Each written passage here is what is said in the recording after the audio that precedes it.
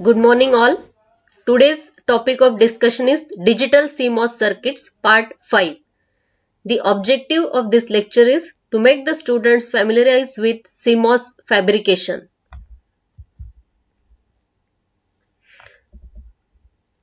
So what is CMOS fabrication? How it is done? You must be curious about that. How the chips are fabricated. The CMOS transistors are fabricated on a silicon wafer. Lithography process is used for that, which is similar to the printing press. So we are printing the ICs on the silicon wafer with the help of this lithography process. On each step, different materials are deposited, or there is some etching process also in between. Easiest to understand by viewing both top and cross section of a wafer in a simplified manufacturing process. So we can view the cross section to check the actual structure of the devices which are fabricated on the chip, and we can also watch the top view to check the layouts. So to understand the process, we will start with the inverter cross section. Inverter is the basic unit of any VLSI chip. So it typically uses a p-type substrate for the NMOS transistor, and it requires the N-well for body of PMOS transistor. So a silicon wafer is considered as a P substrate, and over that only we have to fabricate both type of devices. And that's why for P MOSFET device we require N-well structure. On the silicon chip, the number of P MOSFETs are exactly equal to the number of N MOSFETs. So half chip area is allotted for P MOSFET fabrication and half chip area is allotted for N MOSFET fabrication. So before fabricating or preparing the fabrication file which is given to the foundry, the layouts are prepared, and by preparing the layouts, the functionality will be checked for those layouts. So for preparation of layout, we require the different palettes like metal, polysilicon, P plus diffusion, N plus diffusion and SiO2. So this is the cross section of the inverter. So in the cross section we can see a P substrate is there, and this P substrate is nothing but your silicon wafer, P substrate, and over this P substrate in half portion of the chip we are fabricating only N MOSFETs, and in half part we are fabricating only P MOSFETs. So this P substrate is considered, this silicon wafer is considered as a P substrate over which the N plus diffusions are created. So this is the N plus diffusion, this is another N plus diffusion. So the structure of a MOSFET is symmetrical on both the sides, and we have to decide which terminal we want to assign as a source and which terminal we want to assign as a drain. This is the P MOSFET. For preparation of P MOSFET, we require an N-well structure to be prepared on the silicon wafer, and over this N-well structure now we can put the P plus diffusions. Now to have the inverter layout, we have to connect the source of N MOSFET to the drain of P MOSFET. So that is done with the help of metallization. The metal is used, and here you can see the SiO2 is used to isolate the gate from the diffusions. So this is SiO2, this particular layer, and then in between we can see the polysilicon is there. So that is a gate, and then through this gate terminal we can apply the input to the inverter. So this A is the input of the inverter, and the output is taken by shorting the source of a P MOSFET and drain of a N MOSFET, and then the output is taken from that. To this N MOSFET source we are connecting the ground, and to the P MOSFET drain we are connecting the VDD supply. So by observation of this cross section we can see the structure of the inverter. Now the same structure is shown over here. So let us know about the well and the substrate taps. The substrate must be tied to ground and the N well to VDD. The metal to the lightly doped semiconductor forms the poor connection called the Schottky diode. So the doping level is increased wherever we want to have the metal contacts. Use heavily doped well and substrate contacts to reduce the poor connections. Then about the inverter mask. So mask means the different layers will be put over one another to prepare the device. The transistors and wires are defined by the mask. Cross section taken along the dashed lines. So this is the top view for the layout of the inverter. So you can see this polysilicon. So this is a polysilicon material that is used to prepare the gates of the devices. So gate of the N MOSFET and gate of the P MOSFET. To this N MOSFET, this is the N plus diffusion, and to that we have connected the source terminal is connected to ground. This is a P MOSFET, drain terminal is connected to VDD, and whatever last diagram we have seen, that is the cross section, that is taken along this dotted line.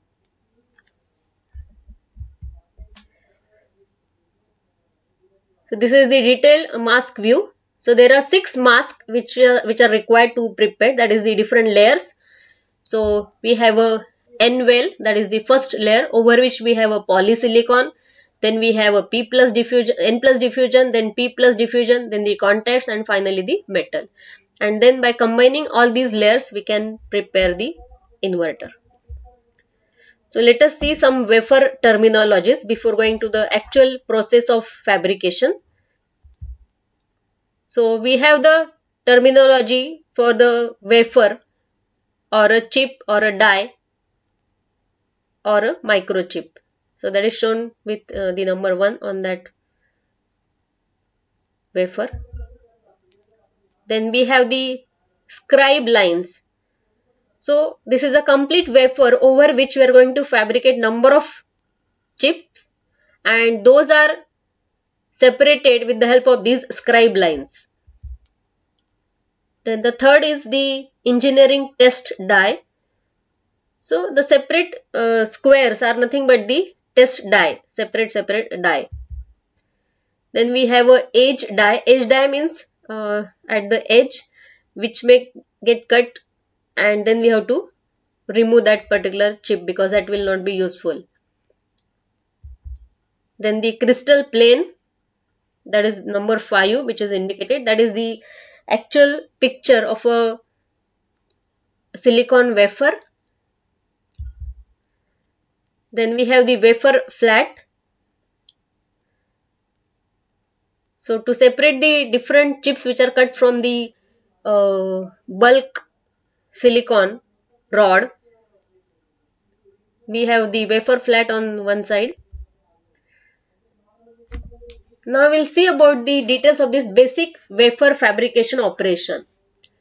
The number of steps in the IC fabrication flow depends upon the technology, process, and the complexity of the circuit.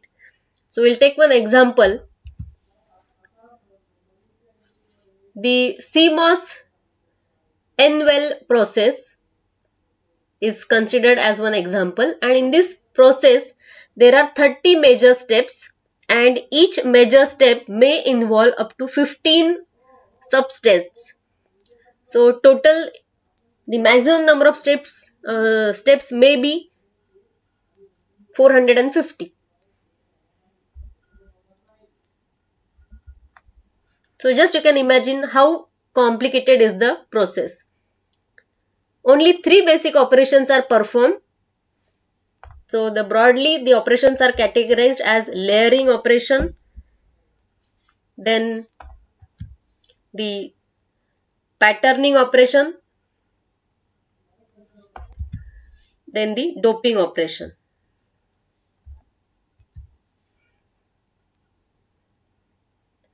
So you see the fabrication steps. So the bare silicon wafer is taken, and that is nothing but the P substrate. So start with the blank wafer. Build inverter from the bottom up. So we have already seen the cross section and the top view for the inverter, and now how it is fabricated, one by one the steps we will be studying over here. So we will be starting from the bottom of the chip, that is from the P substrate, and we will grow the different layers one over the other. So first step will be to form the N-well structure. So as we discussed earlier, on the same silicon wafer we have to fabricate both type of devices, that is N MOSFET as well as P MOSFET.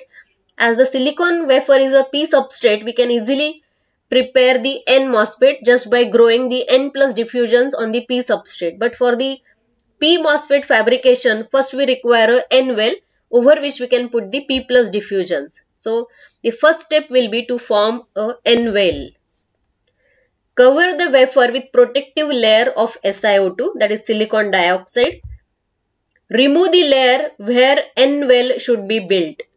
So rest of the part of the wafer will be protected with the help of the SiO2 layer, and do not put SiO2 where you want to prepare the N-well. Implant or diffuse the N dopants into the exposed wafer. So whatever area will be open which is not protected by SiO2, in that area the N dopants will be diffused so that the N-well structure will be prepared. And then we can strip off the SiO2. Once the N-well structure will be prepared, we can remove the SiO2 layer from the chip. Okay, so now we can see that SiO2 layer which is formed on the substrate. Oxidation will be done. So grow the SiO2 on top of silicon wafer. So 900 to 1200 degrees Celsius with H2O or O2 in oxidation furnace. Now next is apply the photoresist. So we have not put the SiO2 layer where we want to prepare the N-well. So we have to use a photoresist. Spin on photoresist. Photoresist is a light sensitive organic polymer, and it softens where it is exposed to light, and then we can remove that part. Okay, so you can just see, so wherever it is exposed, only that portion of the photoresist is now removed.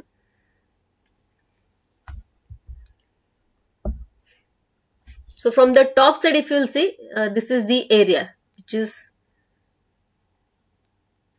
So expose the photoresist through the N-well mask. So this is the N-well mask. This particular is the mask for the N-well.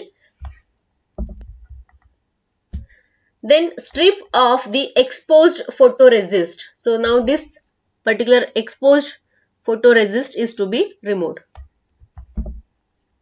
You can just see how this is removed. So only this portion is now removed.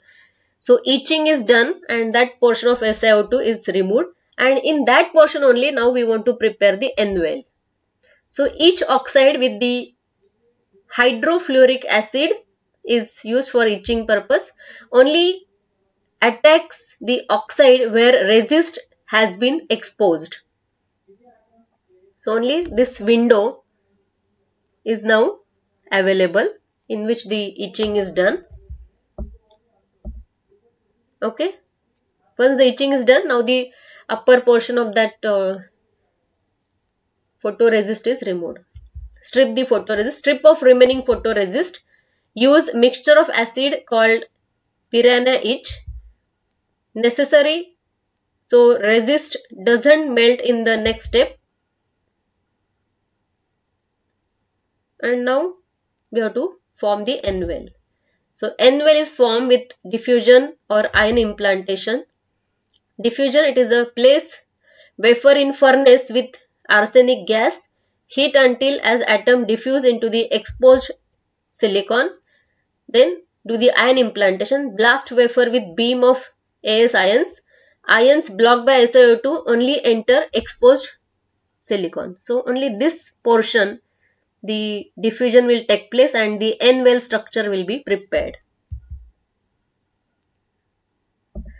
Now strip the oxide. So the upper layer is now removed. So the first step of preparation of N well is now completed. So strip off the remaining oxide using HF. Back to bare wafer with only N well. Subsequent steps involve similar series of steps. Now the polysilicon. So you can just see the thin gate oxide polysilicon layer is put over the chip. So deposit very thin layer of gate oxide. Chemical vapor deposition is the process with the help of which we can prepare this. So place wafer in a furnace with silane gas. It forms many small crystals called as polysilicon and heavily doped to be good conductor. As we want to prepare the gate terminal which is attached to this, so it is heavily doped. And then after that the next step is the polysilicon patterning. So again this is the mask for the polysilicon.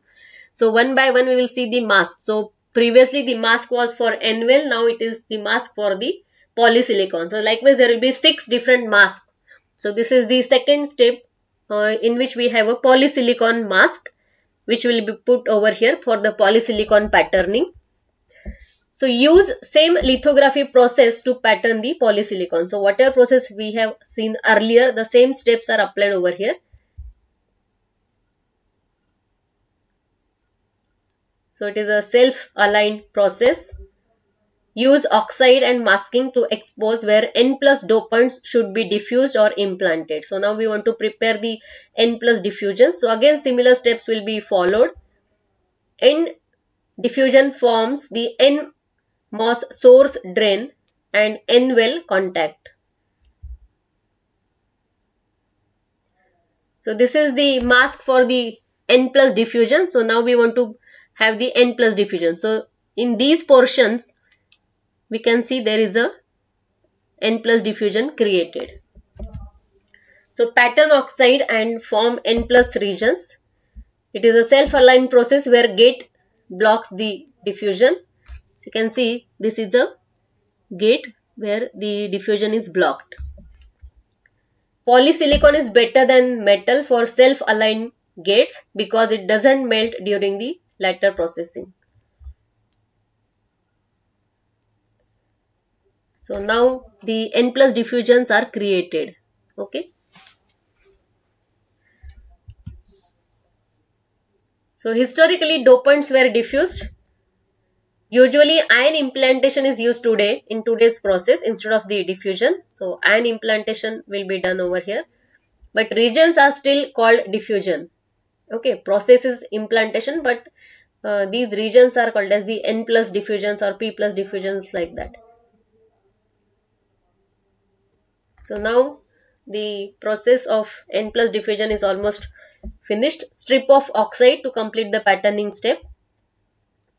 Now about the P diffusion. So this is the mask for the P plus diffusion. So we want to prepare the P plus regions in N well to have the PNP device, that is the P MOSFET, and this is your NPN, means the N MOSFET device. So similar set of steps form the P plus diffusion region for the PMOS source and drain and the substrate contact, similar to the N MOSFET. Now the next mask is for the contacts. So to have the connection with the device, we want to put the contacts and then the leads will be connected to that. So wherever there are diffusions, the contacts will be put on those diffusions. Now we need a wire together to have the connection with the device. So cover the chip with the thick filled oxide.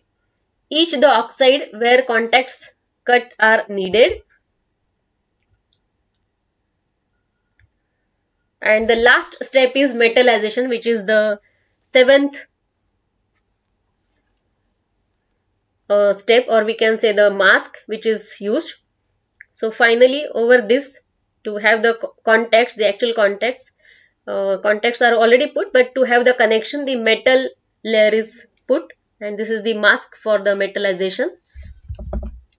So sputter on aluminium over the whole wafer, pattern to remove the excess metal, leaving the wires, and then finally the device will be ready. Now in this device we have the different leakage sources. So there may be some threshold conduction, sub-threshold conduction. The transistors can't abruptly turn on or off. There is some junction leakage also. The reverse bias PN junction diodes will be formed wherever there is a junction. Like the N MOSFET, there will be 2 junctions, P MOSFET also there will be 2 junctions, and at every junction there is a PN junction diode form, and already all of you know that there is a reverse saturation current which will be flowing always. So that is called as the junction leakage. Then there is a gate leakage also. The tunneling through the ultra thin gate dielectric will also take place. So always the gate to source or gate to drain, some small leakage current will be flowing. And then the last one is the sub-threshold leakage, is the biggest source in the modern transistor. So out of these 3, the sub-threshold leakage is the largest. Then what is the specialty of low power design? Reduce the dynamic power, that is try to apply the clock gating and use the sleep mode so that the dynamic power will be reduced, because dynamic power will be consumed only during the switching. So if the devices are in the sleep mode, or if the clock gating is used, then switching can be reduced.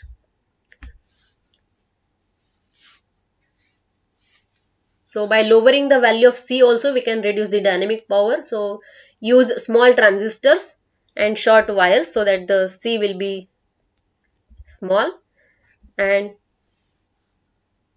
use the lowest voltage VDD which is suitable for the device, and then the slowest suitable frequency, so that we can reduce the dynamic power consumption. Also, how to reduce the static power?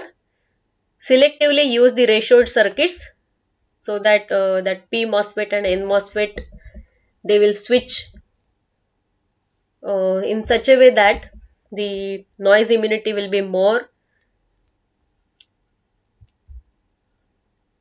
Selectively use low VT devices, that is a low threshold voltage devices, and then do the leakage reduction. Use stacked devices, body bias and low temperature. Now the chip once fabricated, the chip to package bonding is one important process.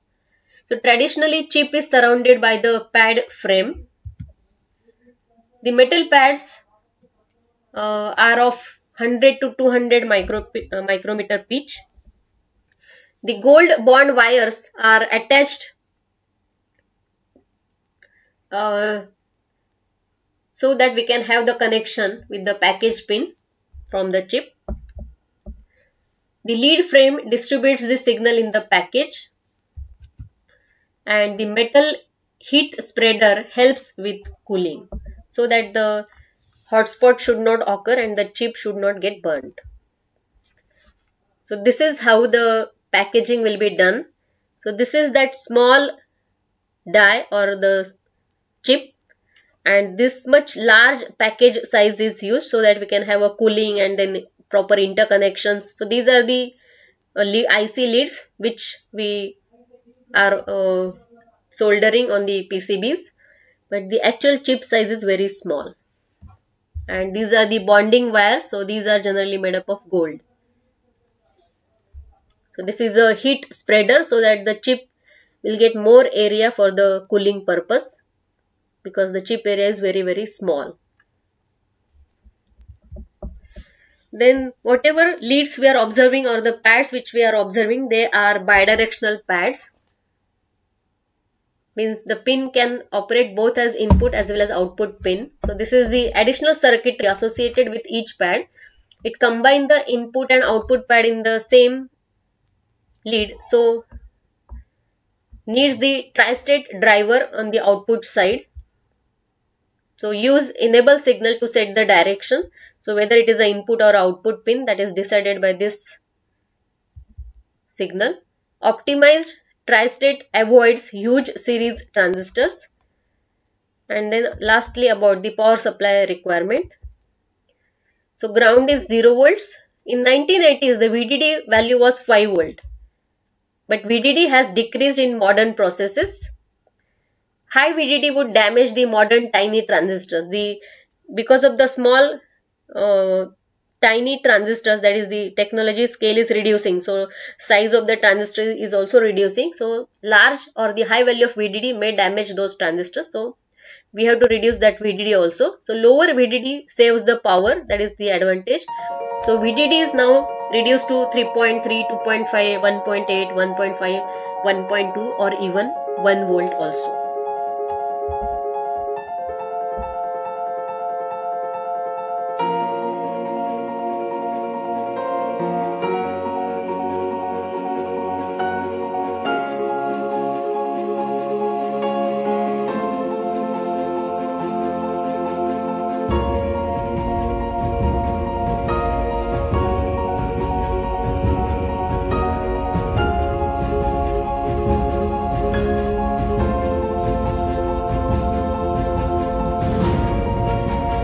Microprocessors.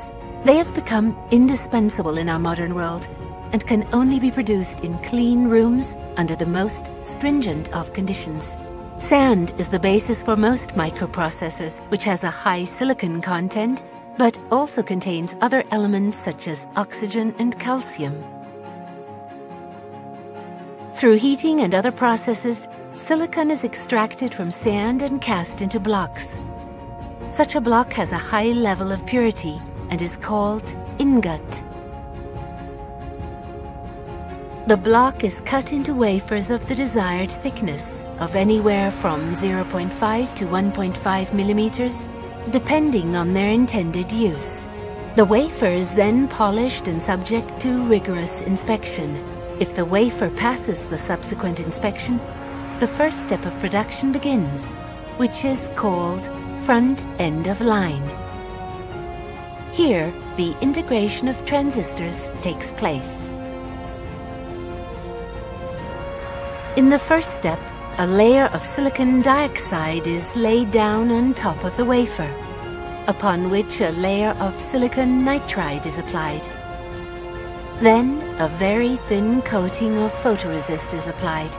A spin coating technique is typically used to spread the photoresist over the surface. In the next step, a prefabricated stencil composed of transparent glass and opaque chrome is projected onto a lens. The lens reduces the size of the stencil pattern.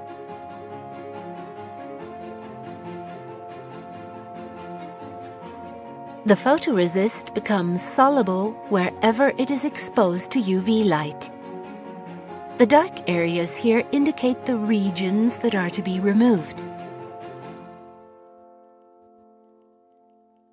These can be removed through the application of an appropriate solvent. Let's look at the surface a little bit closer now. The solvent uncovers part of the silicon nitride layer which lies beneath the photoresist. The application of corrosive liquids etch away the desired regions of the other layers in order to expose the silicon.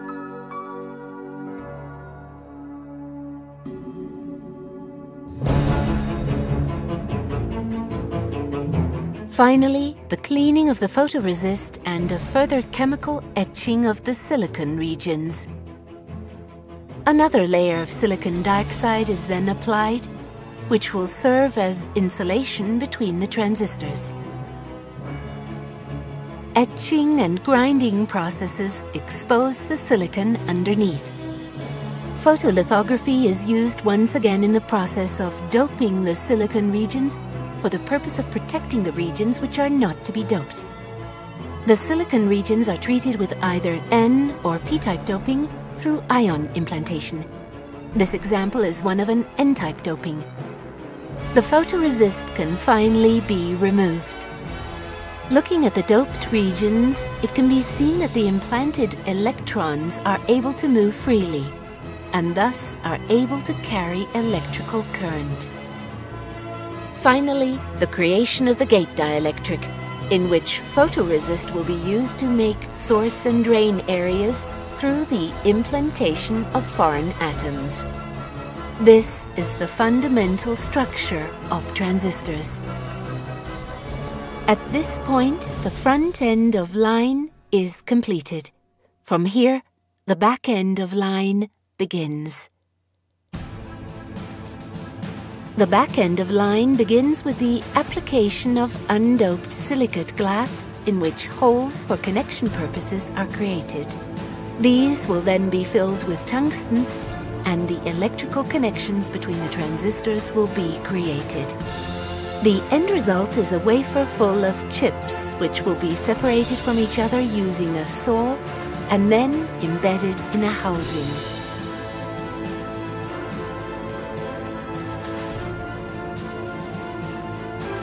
Through the process of bonding, the chip is attached to the contacts within the housing. A housing cover serves as protection from external elements such as dust. The processes shown in this animation are greatly simplified. The production of a microprocessor can require more than 100 individual process steps and can last for many weeks. Today, a simple microprocessor can contain several billion transistors.